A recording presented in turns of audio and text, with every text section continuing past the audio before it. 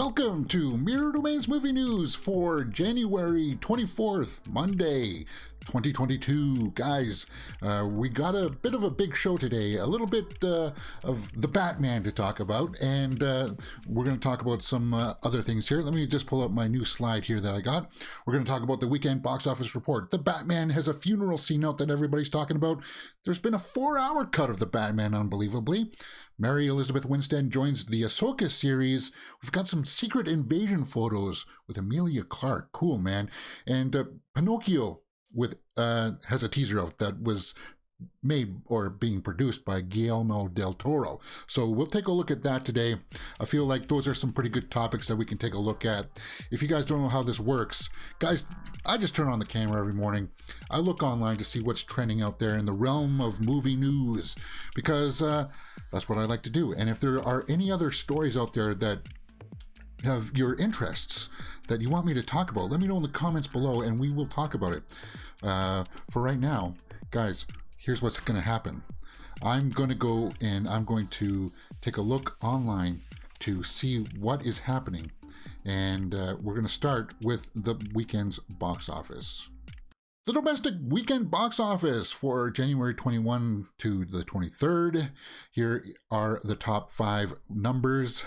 Number 1, Spider-Man No Way Home. Number 2, Scream. Number 3, Sing 2. Number 4, Redeeming Love. And number 5, The King's Man, with The King's Daughter coming in at number 8, the only other new release this week. So what's happened this week? Spider-Man has come back to be number 1 at the box office with 14.1 million. That's good. Scream was not too far behind with 12.4, but you know what?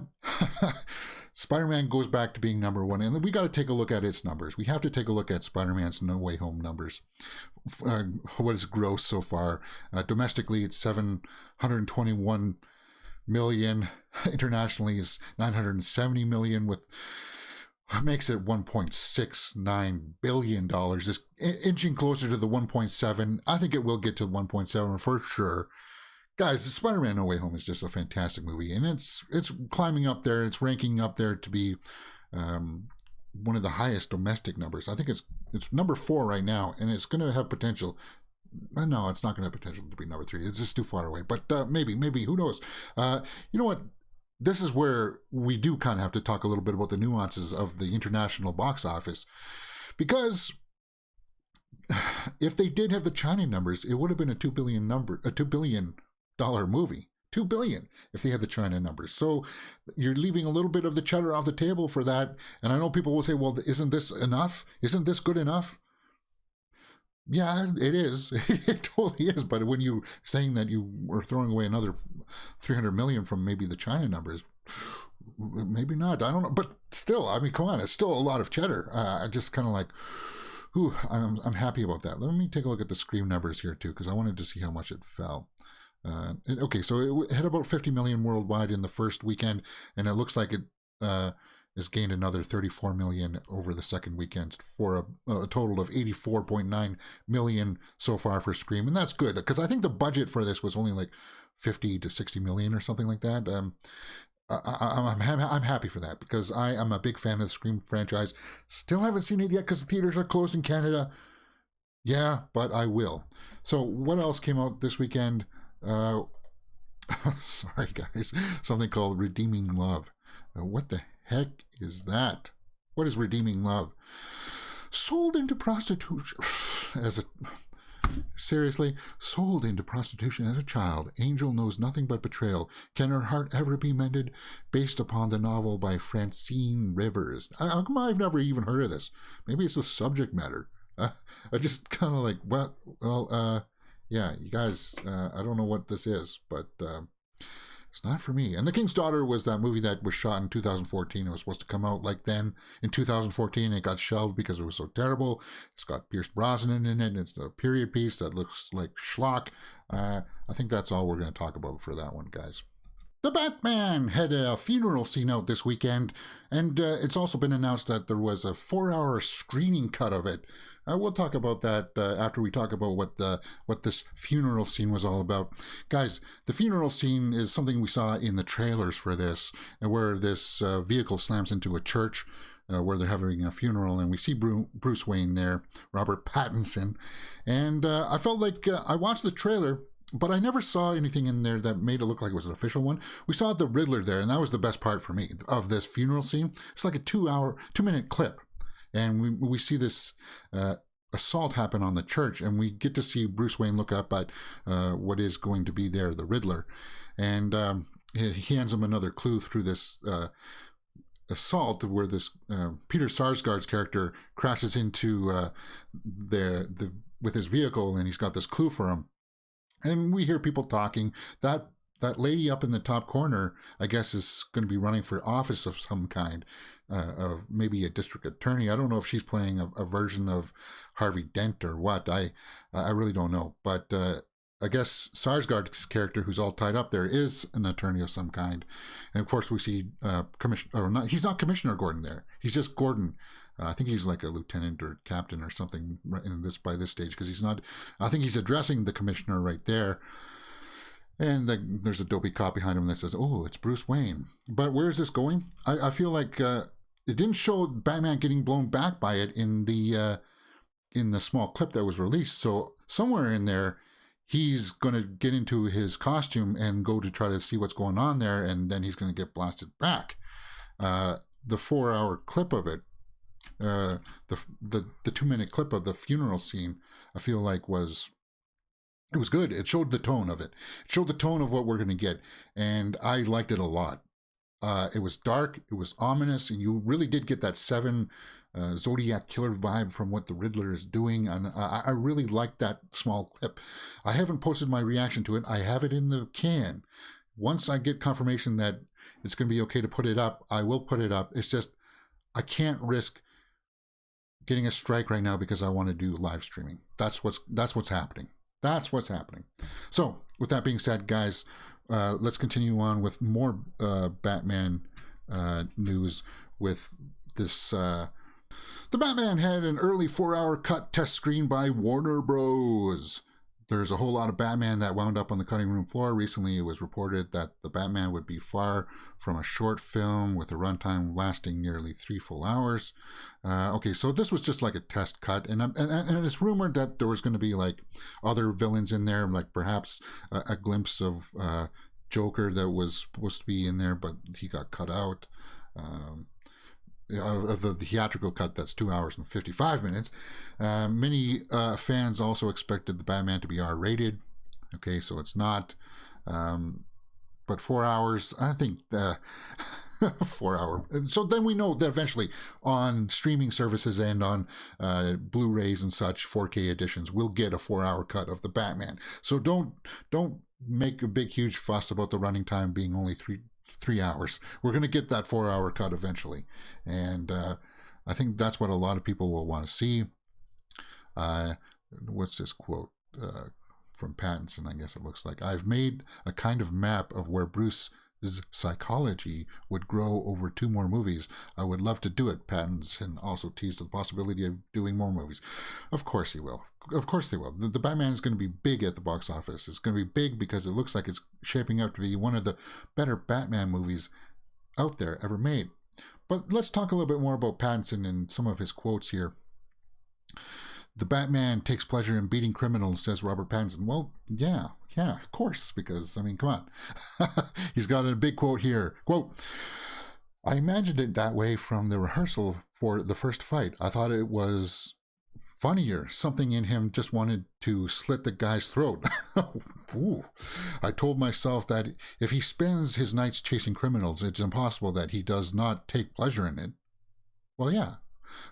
He suffers, and it is a desire that overwhelms him. And by dint of knocking, his mind clears, he calms down, he reaches a state close to plenitude. I'm sure in this first fight he manages to convince himself that every guy in front of him is one who killed his mother. Oh, so that's the way he's taking it. Ooh, and so that allows him to vent all his rage. So that's the perspective that he was taking on it. And I think that's, isn't that what all the other Batmans have done? Envision that these bad guys were the ones that did his parents in. And he said mother here, though. So he's going to have an attachment to his mother, Martha. So maybe that'll be extended a little bit more in the movie. That'll be interesting to see. And it'll rub a lot of other people's noses in some stuff that they won't like from the Snyderverse. But whatever. I don't care about that stuff. The Martha scene never bothered me at all. Okay, what else? Exactly what Matt Reeves wanted. This idea of a place that is corrupt and you try to swim against the tide in order to fight against it and make a difference is quintessential Batman. So that's what we're going to see. They're going to establish that Gotham is a cesspool and he's only trying to fix things, and then Riddler's going to expose him for some kind of hypocrisy. And there's going to be a mystery about him trying to find out who the Riddler is or what the Riddler's true motives are. And he's going to detect what those are. And that's the movie, right? Okay. Yeah, that's it. So what do you guys think? Are your expectations of what the Batman is going to be coming into focus now? I think it slowly is, right? I think it has to be. I think it's going to be cool. It's going to be really cool. And if that funeral scene does get the green light, guys, I will post it on the channel. Pay attention for it in the cards above.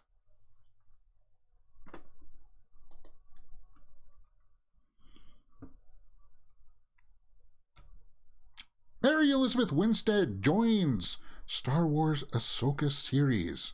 Yes, guys, this broke on the weekend too. And I'm a big fan of Mary Elizabeth Winstead. We can talk about some of the movies that she's been in that have just been awesome, like 10 Cloverfield Lane. I mean, come on, she was the best in that. I think that was awesome. I liked her in the Harley Quinn movie, Birds of Prey. She was okay in that. But she's going to be in the Ahsoka series. There's really not much to tell here. It was from the Hollywood Reporter, so it is confirmed. The most recent starring role of hers was in Kate, which I didn't see just yet. But it's got fans talking of who she could play. Is she going to be playing a good guy, a bad guy? There hasn't been any details to what her story is going to be. So, like who she's going to be playing. But I think she's going to be... that would be fun if she was an Imperial officer. That would be fun, like Thrawn's second-hand person, right? That would be awesome. Star Wars Ahsoka will reportedly begin production in March 2022. So, guys, it's just around the corner. Mary Elizabeth Winstead in the Ahsoka series. What do you think? Let me know in the comments below. Secret Invasion set photos reveal first look at Emilia Clarke and Nick Fury with a new look. You know, I'm a big Emilia Clarke fan. I think she just hasn't found the thing that's going to make her just go to the next level. She's tried series like Terminator, which was awful. The scripts have not been all that great. She's done some rom-coms that are just kind of like meh. But I hope she gets something that promotes her just as well as the Game of Thrones series did, because she truly is awesome. Okay, so there she is. I don't know much about this Secret Invasion series, guys. Secret Invasion is a little beyond my my expertise within the mythos. So it's going to be like a live action series on Disney Plus, from what I imagine. It's going to deal with the Skrulls, obviously, and what's going on with what's going on in space and tying Captain Marvel and the Marvels back into this, right? That's what Secret Invasion is all about? But there she is right there, guys, in her costume, and I think that looks great. There's not much to say about these. Kobe Smulders and Ben Mendelsohn together on set of Secret Invasion. Okay, so we know that they're going to be there. And of course, Mendelsohn's not in his makeup there. Interesting. Oh, well, yeah, I guess maybe he can transform into maybe looking like a normal person because he's a Skrull, right? Samuel L. Jackson. Oh, he's got a beard. He's looking rough. So he's maybe trying to hide from the authorities of some kind. I don't know. But guys, those are the quick shots of the Secret Invasion. What do you think? Does that work for you? Let me know in the comments below. What's this? Ah. Okay.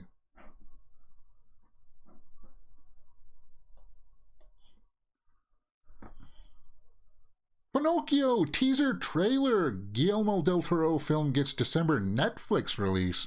Yeah, we all heard that del Toro was working on a Pinocchio movie. Was it going to be live action? What was it going to be? Well, it looks like it's going to be like a stop motion kind of thing.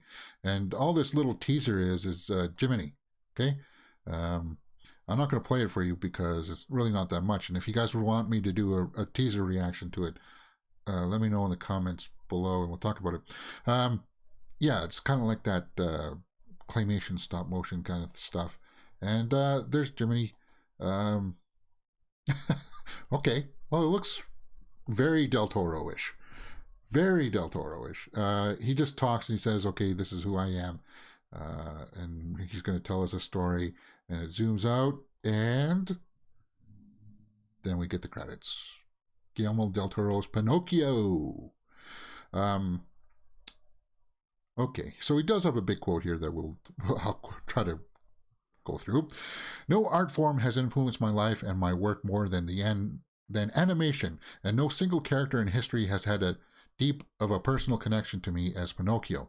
In our story, Pinocchio is an innocent soul with an uncaring father who gets lost in a world he cannot comprehend. So they changed it. Uncaring. Geppetto was very caring. He embarks on an extraordinary journey that leaves him with a deep understanding of his father and the real world.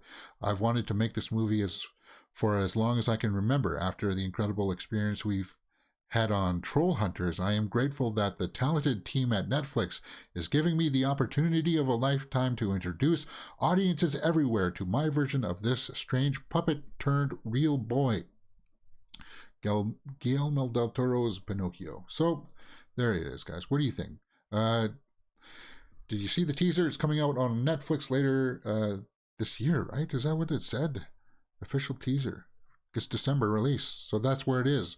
What do you guys think? Let me know in the comments below. Were you intrigued by this?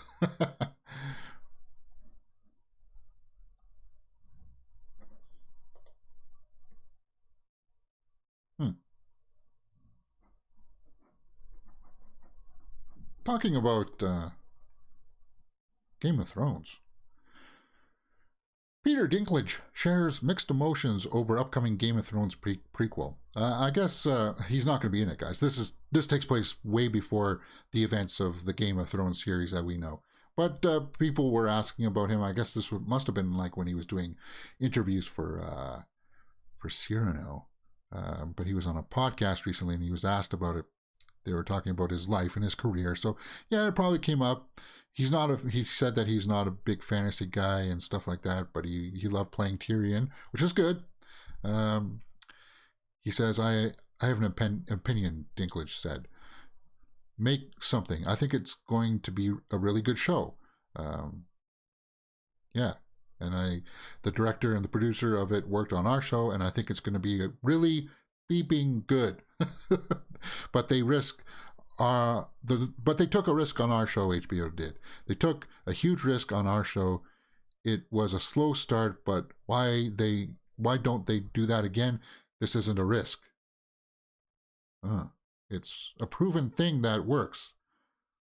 Why don't they do that again? This isn't a risk. It's a proven thing that works.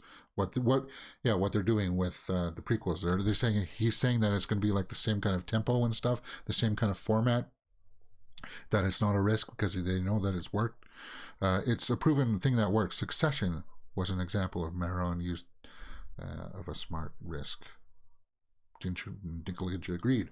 So he goes on to say that you just gotta. He's moved on from it, and people weren't ready to move on from Game of Thrones. So that's why we're getting this prequel series, guys. Remember, it's not about any of the events that we saw in the Game of Thrones that we know. It's about the white-haired people before. I think it is about the Mad King, right? It is that cuts everybody's heads off. yeah. House of the Dragon. Okay, yeah. So that's it. What else is out there? Dune Part 2. Director Denis Villeneuve gives promising update on sequel's production.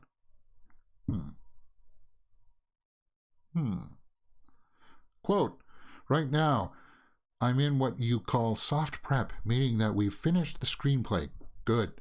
We'll start storyboard soon. Dune Part 2 is being designed right now by production designer Patrice.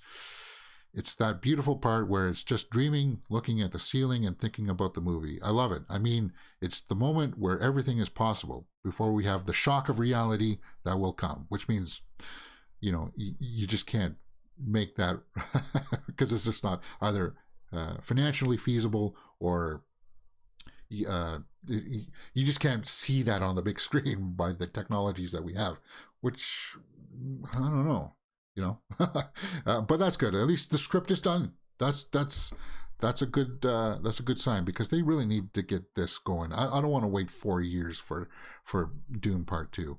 I really like Dune, and now that the script is done, that's really well done, and they're starting pre-visualization, pre-visuals, that kind of stuff. They're going to be doing like the set designing and all that kind of stuff. That's what that means. Previs and early tests for what they can do with the visual effects and stuff like that.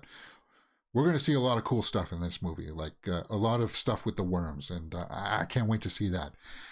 Dune Part 2, what do you think? Let me know in the comments below. All right, guys, we're running a little bit long. Let's go into the Twitterverse and see if there's anything else rounding out the day for the realm of movie news and entertainment. Javier Bardem celebrated Daniel Craig's birthday on the set of Skyfall by dressing up as a Bond girl, popping out of a cake and saying happy birthday. Did he? There's got to be footage of that somewhere. I sang happy birthday to you in my best Marilyn Monroe impression. Wow, that would be fun to see. Wow. Daniel Craig did his entire interview as realizing he was bleeding from his forehead. Bleeding from his forehead? What is this, set injury? Interesting. Guys, check that out on Variety. What is that? Now, if anything jumps out at you, guys, let me know in the comments below.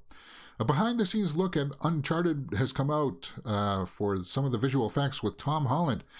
He talks about some of these CG effects and how much of it was a challenge for him. Well, look at that. Ooh, yeah, that looks hard. But that looks about the kind of setup that you would expect. Of course, all the safety wires and such. As much of the safety of those wires are, they're also almost in equal danger, because you are flipping around like that.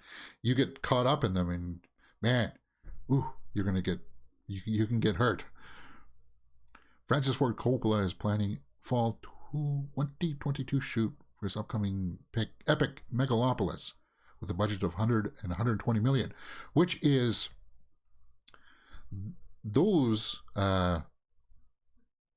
this movie, Megalopolis, is something that he's financing himself. He's put 100 million of it by himself because he wants to make it. No studio would give him the money because, I don't know, I guess the story was so abstract, but I'm happy that he's making something that he wants to make. We're not seeing a whole lot of that. We're not. George Lucas did that with the prequels. He financed it all himself, and he made what he wanted to make, and people didn't like it. Well, I liked it. I like the prequels, but I'm so happy that he's doing something that he wants to make. Oscar Isaac's going to be in it. Kate Blanchett, Michelle Pfeiffer, Jessica Lange, cool. Zendaya have all been talks in roles for the films. Oh, okay. They're just in talks. Zendaya is slowly becoming one of my favorite actresses. I don't know why. I just... Oh, yeah, wow. Cool. Oh, Oscar Isaac and Kate Blanchett have been confirmed. Good.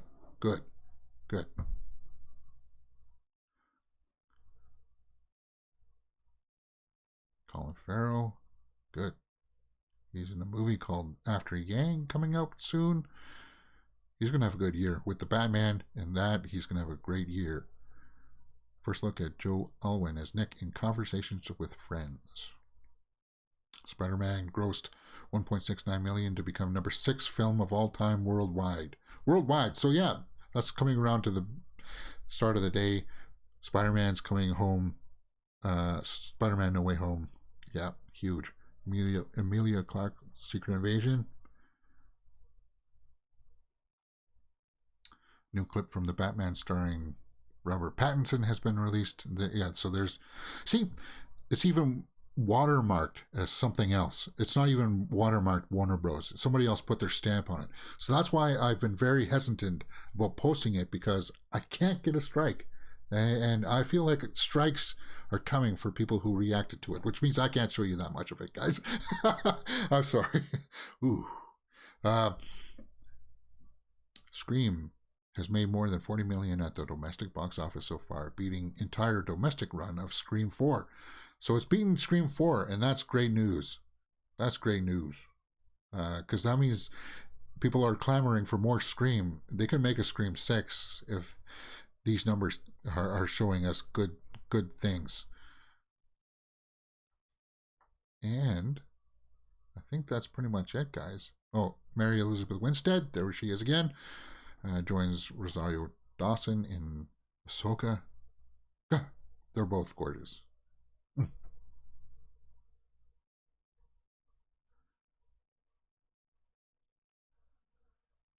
And I think that's going to be it for today, guys. I just see a lot of modeling stuff here. A lot of modeling stuff.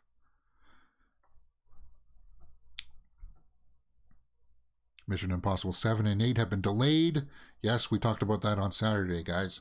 And if you don't know, we do these shows live 12 p.m. every day. Mission Impossible 7 has been delayed to July 14th, 2023. It was supposed to come out this year, guys. It was supposed to come out this September, and Mission Impossible 8 has been postponed to 2024. Which is kind of a bummer. I just kind of like, I can't. Yeah, Tom Cruise is having to shift all these movies around between the Mission Impossible and the Top Guns. It's been rough for him. All right, guys, that's the way that it's been today in the realm of movie news.